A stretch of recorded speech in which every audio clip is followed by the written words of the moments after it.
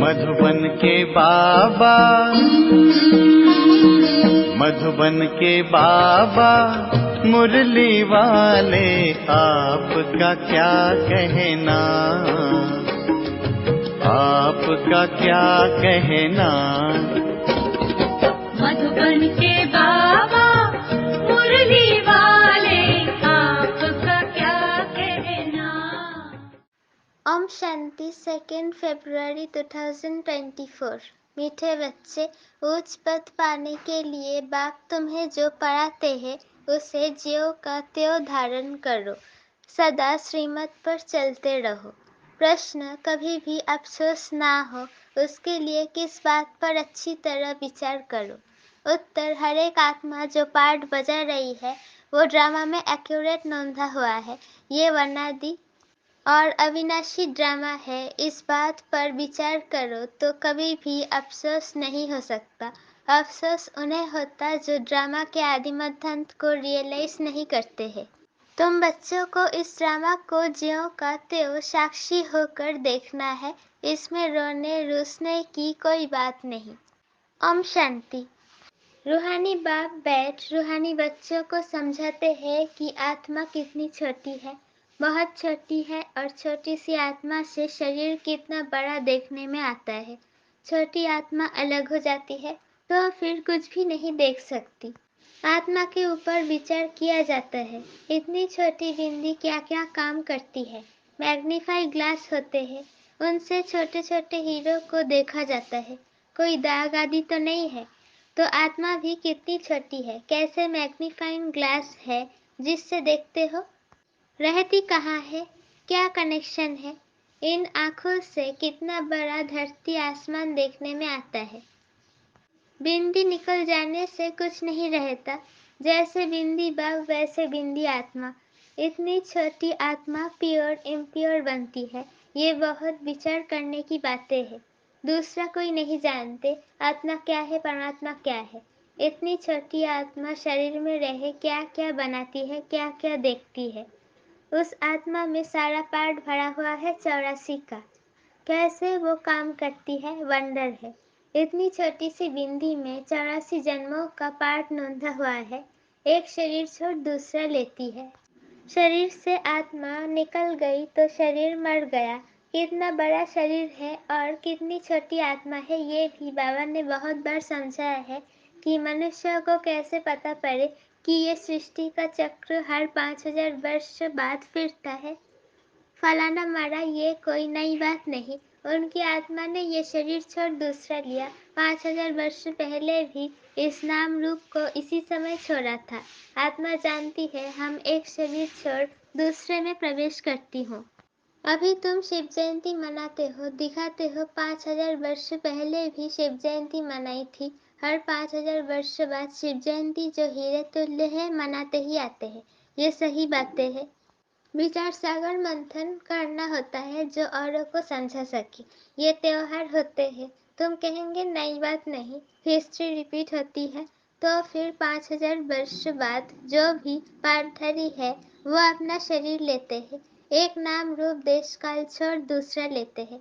इस पर विचार सागर मंथन कर ऐसा लिखे जो मनुष्य वंडर खाए। बच्चों से हम पूछते हैं ना, आगे कब मिले हो।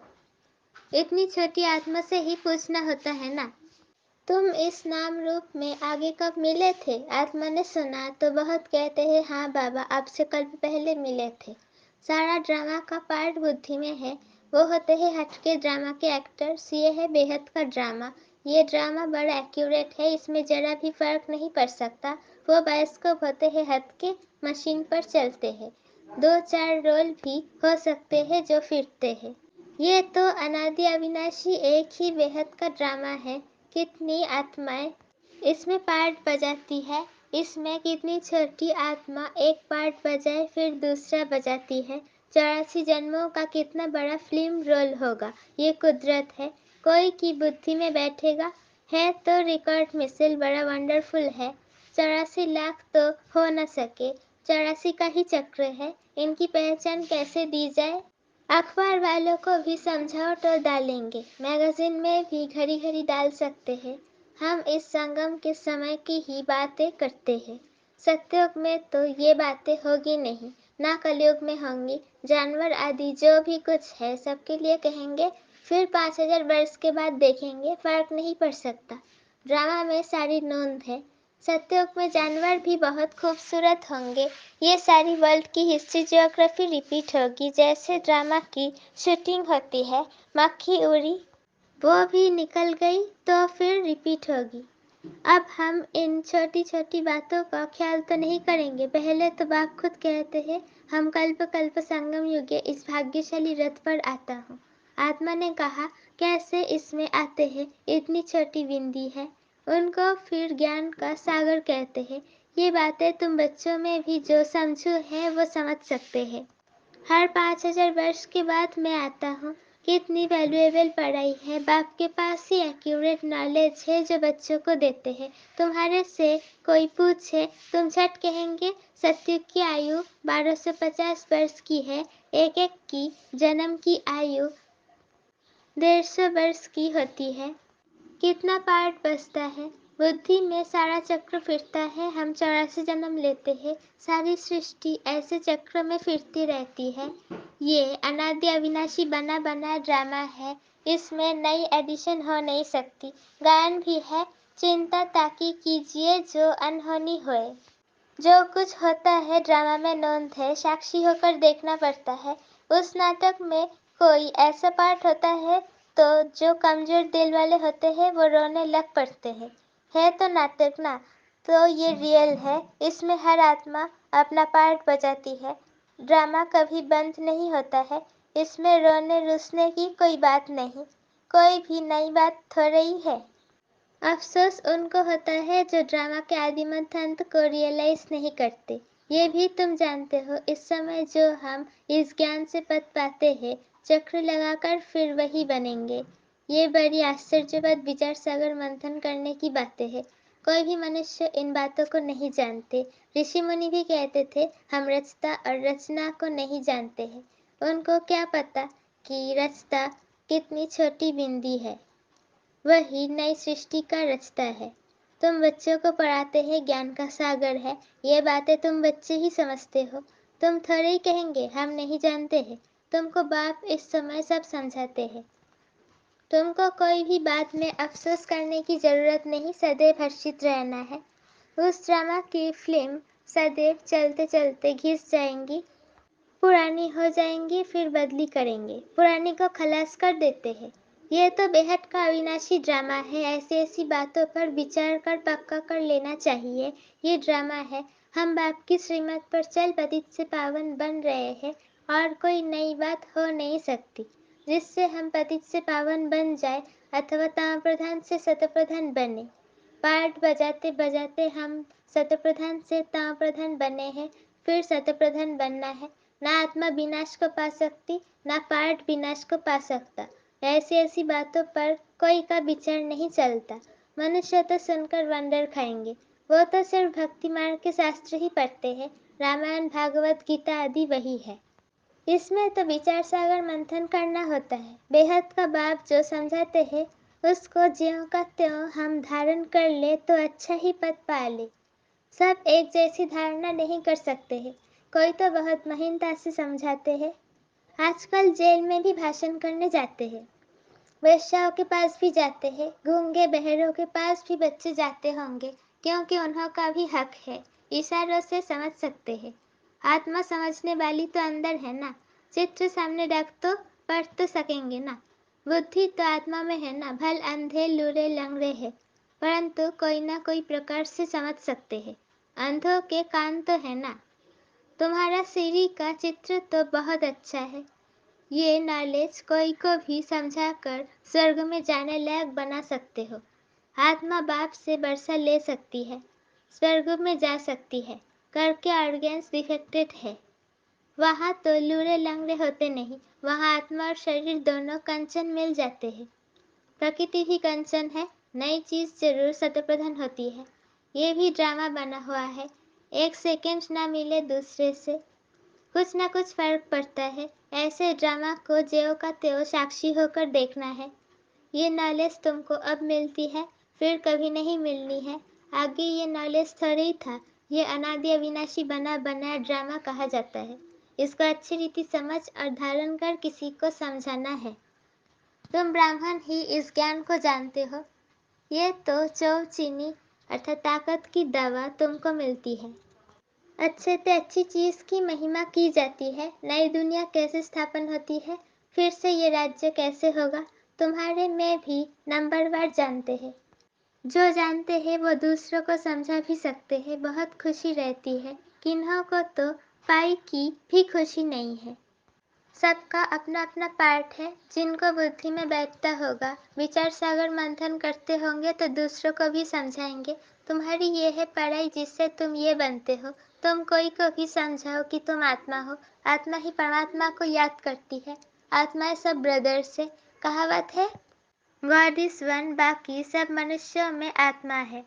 सब आत्माओं का पारलौकिक बाप एक है। जो पक्के निश्चय बुद्धि होंगे उनको कोई फिरा नहीं सकते।